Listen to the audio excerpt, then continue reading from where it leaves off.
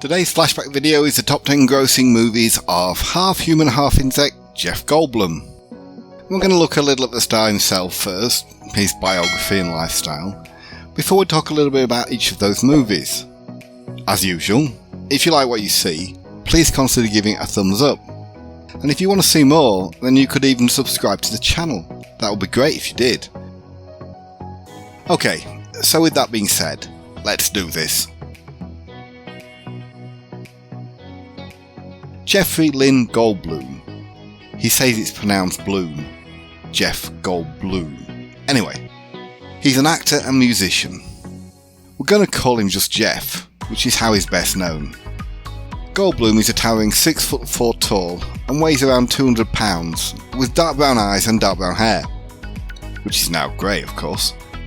According to Celebrity Net Worth, his personal fortune stands at around $40 million. Jeff Goldblum was born on October the 22nd, 1952 in West Homestead, Pennsylvania. His father, Harold, was a doctor, and his mother, Shirley Jane Tamelis, was a radio broadcaster. Jeff had an older brother, Rick, who was born in 1948, but he sadly died of kidney failure in 1971. He does have a younger brother called Lee, who was born 2 years after him in 1954, and he's a broker, as well as a younger sister, Pamela, born the following year, and she's an actress. Jeff has actually been married 3 times. His first wife was actress and movie director Patricia Gall, and he tied the knot with her in 1980, but they divorced again in 1985. His second marriage was to actress, producer and model Gina Davis, who he met on the set of The Fly, and they were married from 1987 until 1991. He married current wife, dancer and gymnast Emily Livingston in 2014. He has 2 sons, Charlie Ocean, who was born in 2015, and River Joe, who came along in 2017. Now Jeff is not one of those actors who likes to invest in property, and has lived in the same house in Los Angeles since 1982.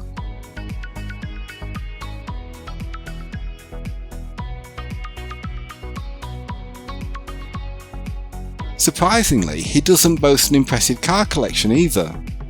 Makes you wonder what he spends his money on, really. He has a Mercedes M-Class and the essential celebrity runabout Toyota Prius. One thing he does enjoy is music, and Jeff is in a band called the Mildred Snitzer Orchestra with actor Peter Weller. They perform at local clubs in Los Angeles. In recognition of his work, he was awarded a star on the Hollywood Walk of Fame in 2018. However, Jeff Goldblum has never won an Academy Award, and has only ever been nominated on one occasion, for directing Little Surprises in 1996. And now we come to his biggest grossing movies of all time. Despite the fact that most of Jeff's roles come as a main supporting actor rather than a lead, he'll still manage to accumulate some impressive credits over the years. In 10th place is the 80s western Silverado, which made a total of just over $32 million at the box office. Jeff was joined by stars including Kevin Kline, Scott Glenn, Kevin Costner and Danny Glover. Filmed in New Mexico with a budget of around $25 million, the movie was directed by Lawrence Kasdan, produced by Columbia Pictures, and released in the USA on July 14, 1985.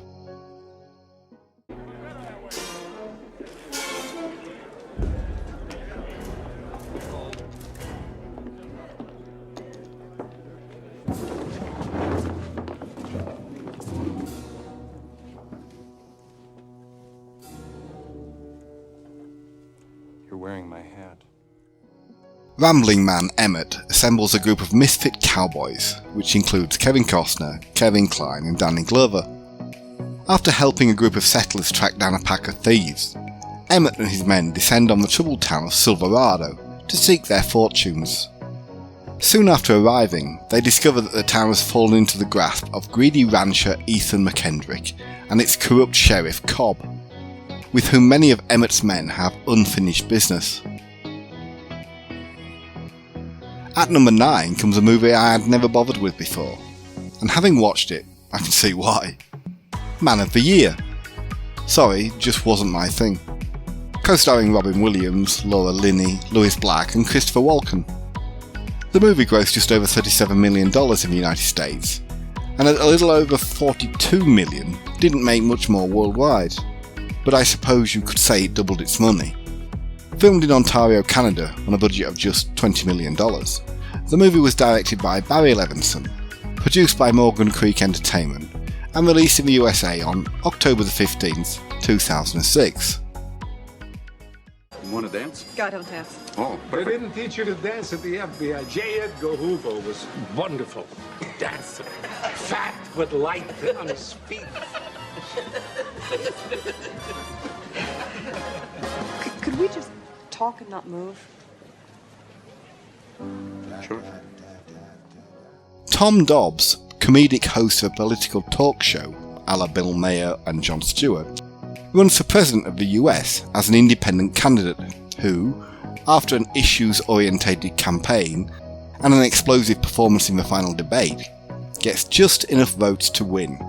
Trouble is, he owes his victory to a computer glitch in the national touchscreen voting system marketed by Delacroix, a private company with a rising stock price.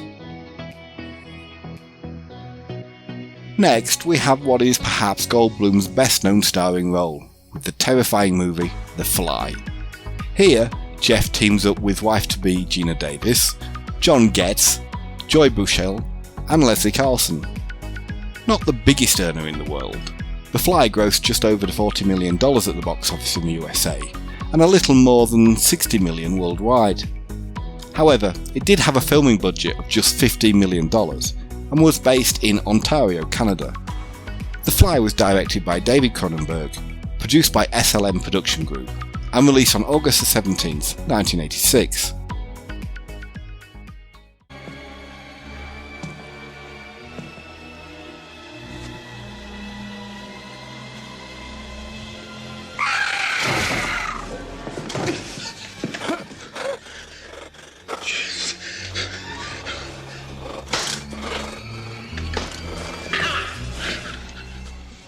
Seth Brundle, a brilliant but eccentric scientist, attempts to woo investigative journalist Veronica Quaife by offering her a scoop on his latest research in the field of matter transportation, which, against all the expectations of the scientific establishment, had proved successful. Up to a point. Brundle thinks he has ironed out the last problem when he successfully transports a living creature. But when he attempts to teleport himself, a fly enters one of the transmission booths, and Brundle finds he's a changed man. Next comes something of a change in direction, with the romantic comedy 9 Months. Jeff is joined by foppish Brit Hugh Grant, Julianne Moore, Tom Arnold and Joan Cusack amongst others. Incidentally, Grant puts his much publicised encounter with Divine Brown down to his poor performance in the movie, and an ensuing Ken Russell-style lunch. However, in the USA, the box office gross for 9 Months still managed a respectable $70 million, and worldwide it was almost $140 million. Directed by Chris Columbus, the movie was filmed at the Los Medanos Hospital in Pittsburgh. It was produced by 20th Century Fox and released in the USA on July the 12th, 1995. Мама, я должен работать. Папа умер. Да, я не буду папа. Мамочка, меня доконайте. Хватит, мама. Папа умер. Но я не папа. Please, come sit down. One moment. Little family business. Mama, я должен работать. When successful child psychologist and one-time playboy Samuel Faulkner hears that his girlfriend Rebecca is pregnant, he panics. As Faulkner's crippling fear of commitment sets in, Rebecca decides to leave him. Realising he wants to spend his life with her, Faulkner struggles to come to terms with the gravity of impending fatherhood. A struggle helped in no way by the antics of Rebecca's bumbling obstetrician, Eastern Bloc refugee Dr. Kosovich. For the next movie, we've got the sequel to an enormously successful blockbuster, but minus its leading man. Independence Day: Resurgence. with many of the other big names returning. The cast list also included Liam Hemsworth, Bill Pullman, Maika Monroe, Stella Ward and Judd Hirsch. The movie was filmed in Albuquerque, New Mexico, with a budget of $165 million.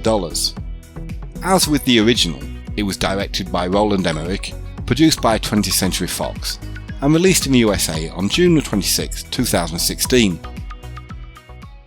At least your father spared the elephants. Good for him. Look, the Roswell crash in 47, the farmer who made contact drew the same circle. And every time I interview one of my patients and show them this, they all express the same emotion. Fear. And I don't think it's a circle. The night the ship turned. As the 4th of July nears, satellite engineer David Levinson investigates a 3,000-mile wide mothership that's approaching Earth.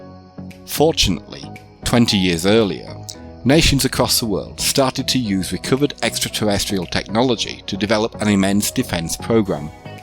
When the alien invaders attack with unprecedented force, the US president, teams of scientists and brave fighter pilots spring into action to save the planet from a seemingly invincible enemy. Kinda sounds like the first movie, doesn't it? At number 5 we come to one of the biggest franchises ever, with The Lost World: Jurassic Park.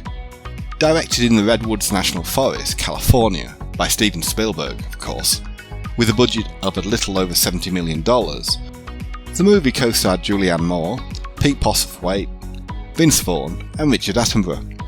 The Lost World grossed close to $230 million at the box office in the USA, and went on to achieve nearly $620 million worldwide.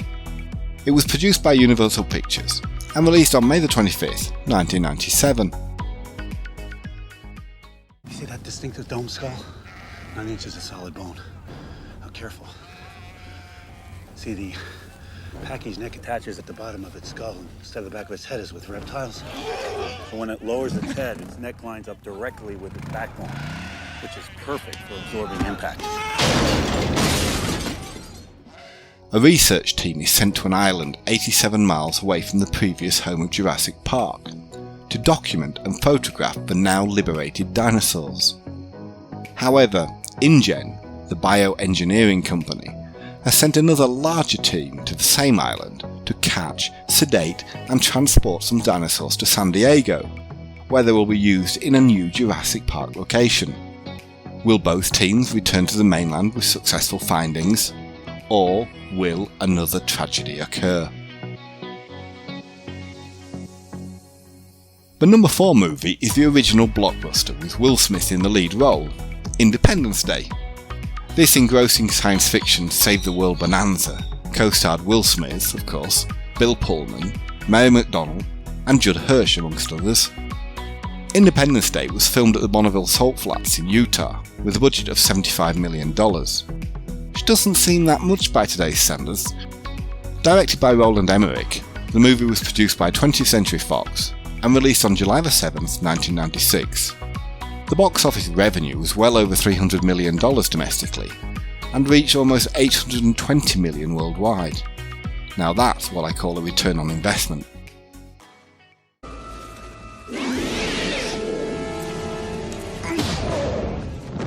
Welcome to Earth.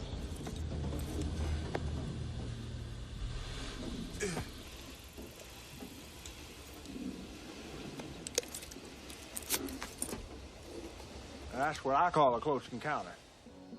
On July 2nd, communication systems worldwide are sent into chaos by a strange atmospheric interference. It is soon learned by the military that a number of enormous objects are on a collision course with Earth. At first thought to be meteors, they are later revealed to be gigantic spacecraft, piloted by a mysterious alien species. After attempts to communicate with the aliens go nowhere, David Levinson, an ex-scientist turned cable technician, discovers that the aliens are going to attack major points around the globe in less than a day. The number 3 position is the superhero movie Thor Ragnarok, with a cast including Chris Hemsworth, Tom Hiddleston, Cate Blanchett and Mark Ruffalo. The movie was directed by Taika Waititi on location in Queensland, Australia, with a budget of $180 million. It was produced by Walt Disney Pictures and released in the USA on November 5th, 2017, grossing $315 million domestically and more than $850 million worldwide.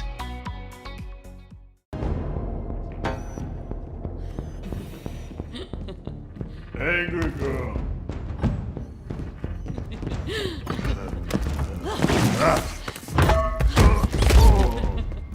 What's going on? What are you...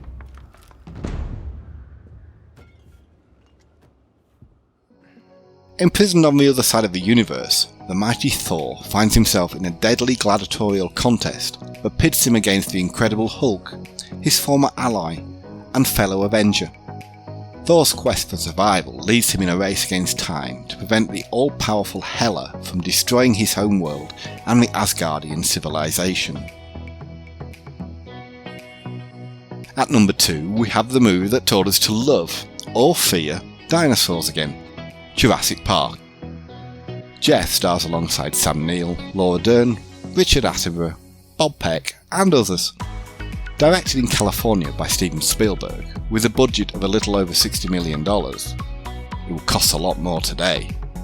The movie was produced by Universal Pictures and released on June 13, 1993. In the USA, the movie managed to gross over $400 million, with the worldwide figure topping $1 billion. Alan, this species of Variformin's been extinct since the Cretaceous period. I mean, this thing isn't this thing. Why?